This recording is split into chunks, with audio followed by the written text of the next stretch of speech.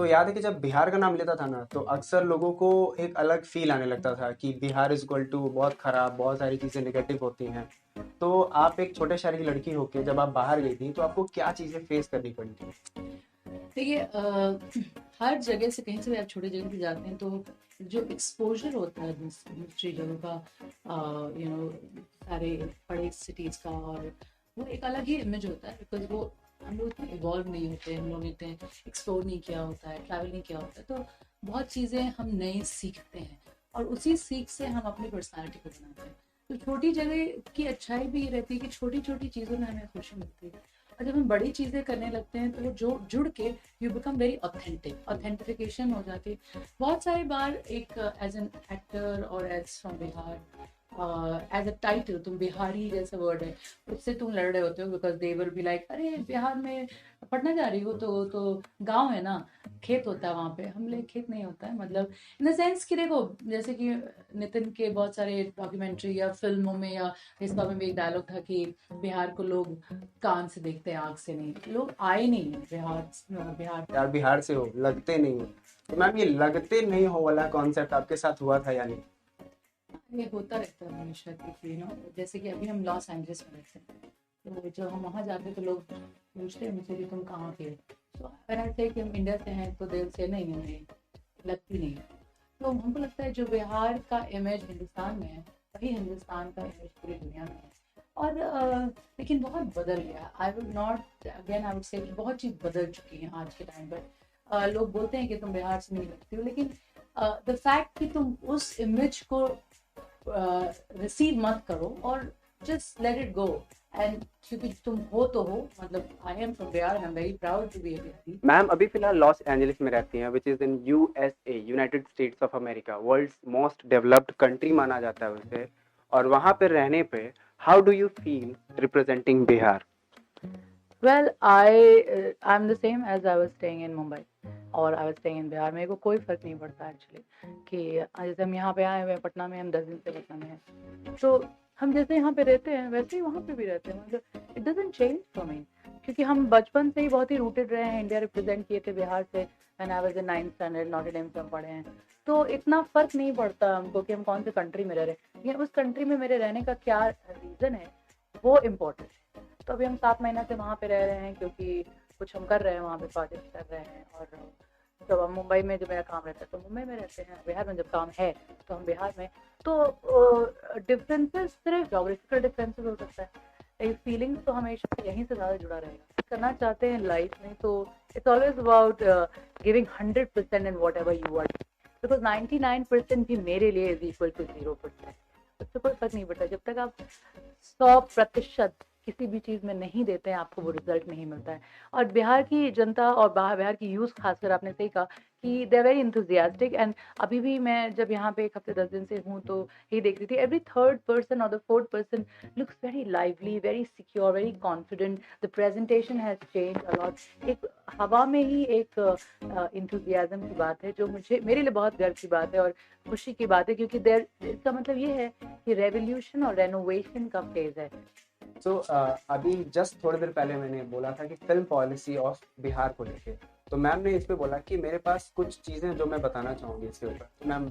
सी film policy से सबसे ज़्यादा अगर किसी को फ़ायदा है तो वो गवर्नमेंट को होगा, क्योंकि आपसे फिल्म पॉलिसी से टूरिज्म बढ़ेगा, एंड आपकी जो यू नो कमर्शियली आप you can get people to work here.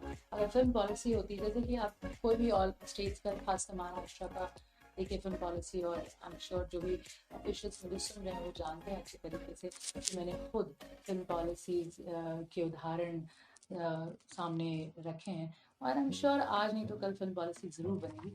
लेकिन जैसे कि कोई भी मातृभाषा को बढ़ाने के लिए गवर्नमेंट अगर फिल्म पॉलिसी मातृभाषा के फेवर में बनाती है तो लोग ज़्यादा से ज़्यादा अच्छी फिल्में और उन भाषाओं में बनाने की कोशिश करते हैं जिससे वो भाषा को सिक्योर किया जाए, वो भाषा मरने नहीं पाए। और उस अगर एक भाषा को बोलना लोग छोड़ देते हैं तो the moment you leave the language of any state, like हमारे बिहार में भोजपुरी, मैथिली, मगही, अंगिका, बजिका, जैसे ही आप फिर भाषाओं को बोलना छोड़ेंगे तो आपका ट्रेडिशन, उसके साथ का जो ट्रेडिशन है वो चला जाता है, कल्चर चला जाता है, म्यूजिक चला जाता है, खाना चला जाता है। This means the whole society of that language dies, right. अगर वो खत्म हो जाता है तो ये छोटी बात नहीं कि फिल्म पॉलिसी नहीं आ रही, इससे कनेक्टेड कितनी सारी चीजें हैं कि अगर फिल्म पॉलिसी आएगी, और जैसे महाराष्ट्र में है कि अगर आप मराठी फिल्म बनाते हैं ना, तो आपको 75 से 80% सब्सिडीज मिलती है, और हिंदी बनाते हैं तो 20-30% मिलता है। तो जिसको हिंदी बनाना है वो तो बनाएगा ही, जैसे भी बना रहे हैं। लेकिन चूंकि जो इंडिपेंडेंट फिल्म मेकर्स होते हैं वो ये सोचते हैं कि चलो मेरे पास 1 करोड़ है और हम अपनी मातृभाषा की फिल्म बना लेते हैं, क्योंकि स्टोरी टेलिंग जब आपको करनी ही है तो आप किसी भी भाषा में कर सकते हैं। आज के टाइम में सब प्राइवेट के साथ रिलीज करिए, people who are used to seeing good movies they will anyway watch it, doesn't matter. आप देख लीजिए, हम लोगों ने भोजपुरी में बनाई है, शॉर्ट फिल्म बनाते हैं, मिथिला मखान मैथिली में बनाई है, या मगही में हमने पोएम्स डाले हैं, वीडियोस डाले हैं। People, we have millions of viewers. How does it happen? क्योंकि उसका कंटेंट अच्छा है। तो अगर गवर्नमेंट सब्सिडीज देती है 75 से 80% किसी भी मातृभाषा में फिल्म बनाने के लिए, तो हर मेकर बनाना चाहिए, क्योंकि उसके लिए तो वो 25-30 लाख में फिल्म बन गई ना। अगर 1 करोड़ की फिल्म है और आपको गवर्नमेंट ऑलरेडी सब्सिडी दे रहा है, तो 25-30 लाख की फिल्म होगी जो आप पूरी दुनिया में आज डिजिटलाइजेशन के माध्यम से दिखा सकते हैं और उसमें भी मोनेटाइज कर सकते हैं। मैम अभी रिसेंटली हमने देखा कि जो सेलिब्रिटीज लाइसेंस दिखा रहे थे स्टेट को लेकर, हमारे कई जगह जो उन्होंने सपोर्ट किया और उसी जगह हमें नेग्लेक्ट किया गया। जैसे बाढ़ हो गया, जो अभी बिहार फ्लड्स रिसेंटली हैं, फिर अभी जो हमारे यहाँ डेथ हुए थे उसके ऊपर, आप उनको क्या कहना चाहेंगे इन शॉर्ट? मेरे को दूसरों के बारे में नहीं पता, मैं अपने बारे में जानती हूँ और हम सिर्फ अपना ही बात कर सकते हैं। दूसरों का रिस्पॉन्सिबिलिटी मेरा नहीं है। लेकिन जहाँ तक मेरा ट्वीट का सवाल था या यहाँ पे लोगों को फोन करके पूछने का था, तो टॉप ऑफिशियल को फोन करके बिहार के बाढ़ के बारे में पूछे थे। दूसरा लोग नेग्लेक्ट कर रहा है, नहीं कर रहा है, या उनके ट्वीट से आपको कितना फर्क पड़ता है और क्या फायदा होता है, वो हमको देखना होगा। कि अगर आपको लगता है कि एक बड़ा फिल्म स्टार है जो किसी दूसरे स्टेट को ट्वीट कर दिया और हमारे स्टेट को नहीं किया, तो आप हमको ये देखना होगा कि उसके ट्वीट करने से क्या बाढ़ के जो सिचुएशन है बाढ़ का, उससे फर्क पड़ता है, पड़ेगा, या आपको इमोशनल खराब लग रहा है कि हमारे स्टेट को। See you have to go in this way कि हम लोग कह सकते हैं कि उसने ऐसे नहीं किया, चलो नहीं किया, लेकिन हम लोग उस बाढ़ की सिचुएशन को ठीक करने के क्या कर रहे हैं वो हमको करना होगा। क्योंकि अगेन द सेम थिंग कि आप दूसरा क्या कर रहे हैं वो आपके हाथ में नहीं हो सकता है, बट हम क्या कर रहे हैं सिर्फ वही हमारे हाथ में हो सकता है, right. So I am just saying कि लेट्स सी कि हम क्या कर रहे हैं। दूसरों के ऊपर बोलने से पहले या ना बोले तो अच्छा है, क्योंकि अगर हम उनके लिए फर्क का एक साधन होते तो फर्क पड़ता, फर्क नहीं पड़ा तो आप किसी को जबरदस्ती ना प्यार करा सकते ना। 20 साल पहले बिहार, प्रेजेंट बिहार और 20 साल बाद बिहार, आपके हिसाब से क्या है? 8 साल बहुत बड़ा लग रहा है। आई थिंक 20 साल पहले तो मतलब आदमी इतना छोटा था कि इतना आइडिया नहीं था कि कितना क्या समझ में आएगा उतना इसमें टीनेज के टाइम पे। तो इन शॉर्ट में हम कहना चाहता हूँ पास्ट, प्रेजेंट और फ्यूचर बिहार आपसे। सी तीनों में कॉमन चीज lot of love and lot of care and lot of authentification, most important lot of talent. ये और जो हम कंसिस्टेंट हार्ड वर्क में रहते हैं, ये बिहार से कोई छीन नहीं सकता, ना ही कहीं जाएगा, चाहे वो पास्ट हो, प्रेजेंट हो या फ्यूचर हो।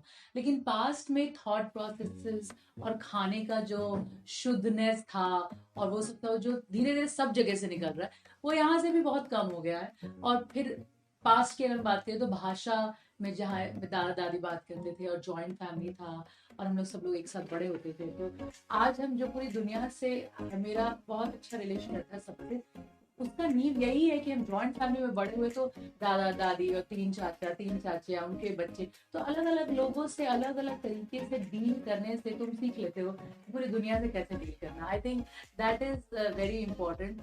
और बचपन में हम लोग एक स्पोर्ट्स का माहौल था 20 साल पहले, जो बिहार में स्पोर्ट्स का माहौल है, क्योंकि मुझे लगता है कि स्पोर्ट्स के माहौल वो स्पोर्ट्स का माहौल होना किसी भी स्टेट के लिए बहुत जरूरी है। क्योंकि अगर यूथ स्पोर्ट्स खेलेगा ना, तो वही again and again I keep saying, वही never giving up attitude, responsibility, discipline, it's in the stride, एक अलग एटीट्यूड होगा, विनिंग एटीट्यूड जिसको कहते हैं, पॉजिटिविटी होगी, तो वो स्पोर्ट्स का जो माहौल था 20 साल पहले, I think that has to come now, we need it in present. क्योंकि वो बीच का 17 साल का क्रिकेट नहीं खेलना और बास्केटबॉल का कुछ नहीं होना। अब मैंने देखा है कि कबड्डी की team, female women team kabaddi की बिहार की, वो भी जीत के आई है। रग्बी टीम जीत के आई, टाइक्वांडो के लोग खेल रहे हैं, बास्केटबॉल के लोग खेल रहे हैं। It's an amazing situation and I am very proud of the fact कि स्पोर्ट्स वापस आज के प्रेजेंट में वापस से बिहार में आ गया। और अगर फुल फ्लेजेड स्पोर्ट्स बिहार में आ जाए तो दूसरे प्रोफेशन को भी, मतलब उसमें भी बिगेस्ट ऑफ द अचीवमेंट हासिल करना मुश्किल नहीं होगा। क्योंकि आज जो मैं हूँ वो सिर्फ स्पोर्ट्स बैकग्राउंड के कारण ही, नेवर गिविंग अप एटीट्यूड, तो मुझे कुछ भी खराब नहीं बोल सकते। तुम बोल लो, कुछ फर्क नहीं पड़ता मुझे, जितना खराब बोलोगी उतना अच्छा मैं करूँगी। That was from sports. I think present sports has to rotate in a big way. And अगर 20 साल के बाद की बात की जाए तो आई थिंक उस वक्त तक मेरा अनुमान ये है कि बिहार हर खेल में आगे रहेगा और हर अलग अलग प्रोफेशन में स्पोर्ट्स के कारण आगे रहेगा। और ये मेरी कामना भी है, विश भी है और प्लान भी। मैम, आपके कुछ फ्यूचर प्रोजेक्ट्स, स्पेशली जो कुछ बिहार के लिए भी और बाहर के लिए भी, वो हम जानना चाहेंगे। बिहार के लिए तो हम लोग, आपको पता ही, अगर if you see our YouTube channel बेजोड़ और नितिन चंद्रा को जितने लोग फॉलो करते हैं, आपको पता होगा कि हम लोग हर महीने कोई ना कोई वीडियो या शॉर्ट फिल्म, या 3-4 दिन पहले हमने मैथिली में 6 मिनट की फिल्म निकाली थी, जिसको बहुत सारे बड़े चैनल्स ने मतलब they want to acquire it to put it everywhere। कुछ एक दो मैथिली फिल्म है और एक भोजपुरी फिल्म है जो अंडर प्रोडक्शन है अभी, और वो बहुत ही बड़े पैमाने पे प्लान कर रहे हैं कि हम शूट करें और वर्ल्ड वाइड रिलीज करें, ताकि बिहार की भाषाओं को हम इंटरनेशनल लेवल पे ले जा सके। और यू नेवर नो, हम लोग हर फेस्टिवल में उसको ले जाना चाहते हैं, चाहे वो ऑस्कर हो, कांस हो, सनडांस हो, या Los Angeles film festival, New York film festival, Toronto film festival, everywhere we want to. और दूसरी भाषाओं की फिल्में जा सकती हैं। सो आई थिंक हमारी भाषा की फिल्म जाने में कोई ना कोई प्रॉब्लम है। I think it's much more कि हम लोग करेंगे, और ये करने का प्लान है, and it is going to happen. That is for Bihar का क्या हमारा थॉट प्रोसेस है। एंड नितिन सर बॉस हैं, वही राइटर डायरेक्टर हैं, हम लोग तो उनके साथ खड़े होने का हमें मौका मिलता है, वही बहुत बड़ी बात है।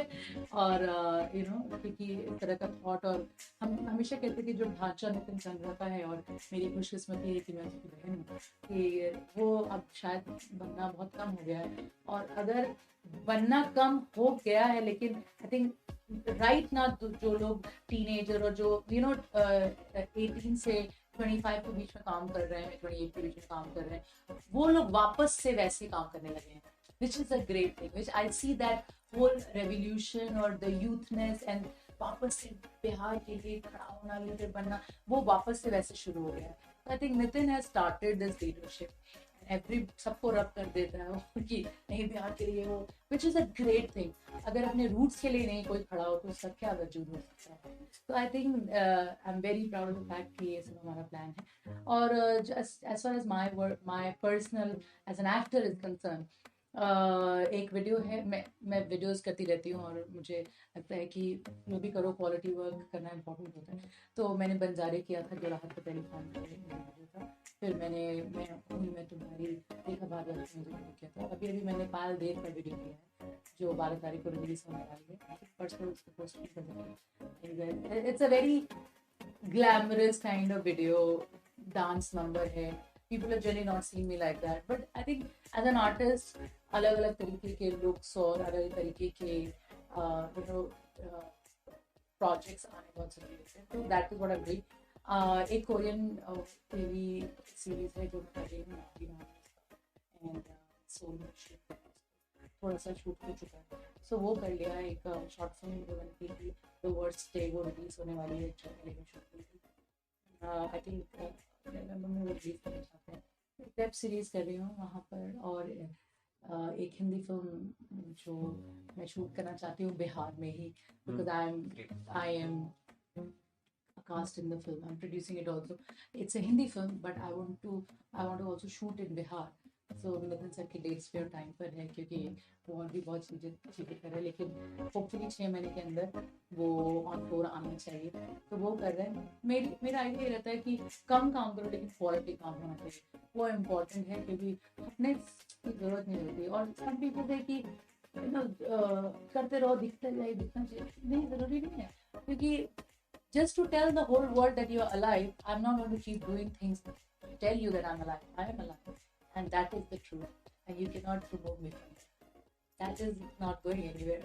The confidence of me standing here right in front of you, and I will be standing till the time. बहुत बहुत शुक्रिया मैम, एंड सच में बहुत कुछ सीखने और जानने को मिला। आई थिंक आज के यूथ, स्पेशली बिहार के यूथ, आज मैम से इंस्पिरेशन लेंगे और चाहेंगे कि मतलब कुछ ना कुछ अपने लाइफ में जो कर रहे हैं उसमें अचीवमेंट पाएं। अभी के यूथ को मैं देखता हूँ कि कई सारी चीज़ों में एंथुजियास्ट होकर काम करते रहते हैं, भले उन्हें सक्सेस मिल रहा हो ना मिल रहा हो, बट नया चीज़ ट्राई ही करना एक बहुत बड़ी बात है। और एक बहुत इंपॉर्टेंट चीज़, जैसे मैंने सक्सेस वर्ड यूज किया, guys, don't get sad about कि मैं नहीं कर पाया, मैं सक्सेसफुल नहीं। सक्सेस क्या होता है? Success is, I will tell you my definition of success: saying no to what you don't want to do. And if you're successful in saying no to what you don't want to do, then you're successful. अगर आप successful हैं वो चीज जो नहीं करना चाहते हैं, और आप बोल सकते हैं, आपको हिम्मत है बोलने का कि नहीं हम नहीं करेंगे, चाहे वो कितना भी पॉपुलर हो, तब आप सक्सेसफुल हैं। इसलिए think of that. Authentic success चाहिए, यू नीड दैट ठोस सक्सेस। सिर्फ दुनिया को दिखाने के लिए, फोटो छपने के लिए सक्सेस की जरूरत नहीं है, क्योंकि आज के टाइम पे आप कम्पीट नहीं कर सकते। वो फोटो तो ऐसे भी इंस्टाग्राम पे कुछ लोग हैं जो कुछ नहीं किए जिंदगी में, बट वो यूट्यूब स्टार्स हैं, बिकॉज उनके में कुछ बात है, इसलिए लोग देखते हैं, उनको फॉलो करते हैं। Success for you has to be different. There are lot of super duper film stars जिनके बच्चे कुछ नहीं कर पाए। अब आप बताइए वो कितने सक्सेसफुल हैं? उनको लगेगा उनके बच्चे नहीं कर पाए तो वो अनसक्सेसफुल है, लेकिन वो तो इतने बड़े स्टार हैं तो वो सक्सेसफुल है। वो बैलेंस ही नहीं है। तो सक्सेस का कोई डेफिनेशन एक जनरल नहीं हो सकता। You have to find your own success definition, and I am surely successful because girl from Bihar stays in LA now and works for the root. That's what I wanted to do. I think सबका एक purpose of life होता है, मेरा purpose ये है।